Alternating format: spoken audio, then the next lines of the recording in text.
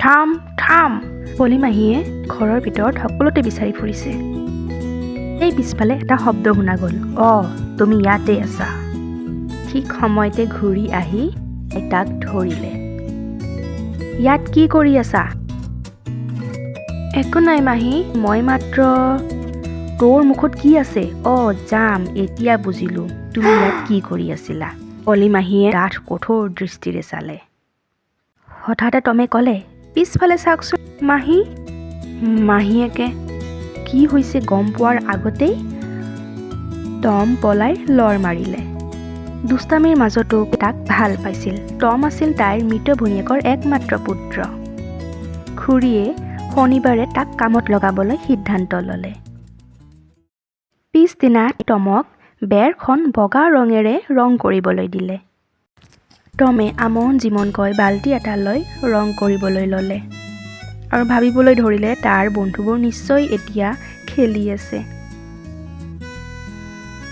সি বৰ বিৰক্তি অনুভৱ কৰিলে। ঠিক তেতিয়াই টমে জিমক দেখিলে আৰু এটা বুদ্ধি সাজি উলিয়ালে। জিমে পলিমাহীৰ বাবে কাম কৰিছিল। পাম্পৰ পৰা পানী আনিবলৈ টিনৰ বাল্টি এটা লৈ গৈ আছিলে।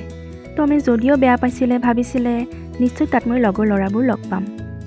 কিন্তু মাহীৰ খোজৰ শব্দ শুনি জিম পলাই লৰ মাৰিলে। অলপ পিছতে সি দেখিলে বেন সেইফালৰ পৰা আহি আছে। তুমি বন্ধৰ দিনত কি কৰিছা? মই সাঁতুৰিবলৈ গৈ আছো। টমে তাৰ কথাত গুৰুত্ব নিদি নিজৰ কামত নিমগ্ন হোৱাৰ দৰে অভিনয় কৰিলে। ৰং কৰাটো বেষ্ট আমোদজনক কাম। মই এই সুযোগটো এৰিব নোৱাৰো। এইবাৰ বেন প্ৰলোভিত হ'ল। প্লিজ মোক অলপ কৰিবলৈ দিয়া। টমে কয়, নাই নাই নাই, এইটো কাম বৰ সাৱধানে কৰিব লাগে। কিন্তু বেনে তাক এবাৰ ৰং কৰাৰ বিনিময়ত আপেলটো দিলে। ঠিক আছে, কিন্তু সাৱধানে ৰং কৰিবা। এনেদৰে কৈ টমে এডাল গছৰ তলত আৰামত বহি আপেলটো খাবলৈ ল'লে। কিছু সময় পিছত বেনৰো ভাগৰ লাগিলে আৰু সি অলপ জিৰণি ল'বলৈ বিচাৰিলে। তেনেতে বিলি ফিছাৰ সিহঁতৰ ফালে আহি আছিলে। গতিকে সি বিলি ফিছাৰৰ ওপৰতো একেটা কৌশলে খেলিব বিচাৰিছিল।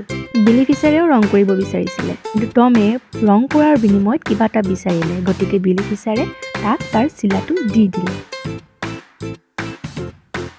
একেদৰে জনি মিলাৰেও টমক এটা মৃত নিগনি আগবঢ়াই বগা ৰং কৰাৰ সুযোগ লৈছিল।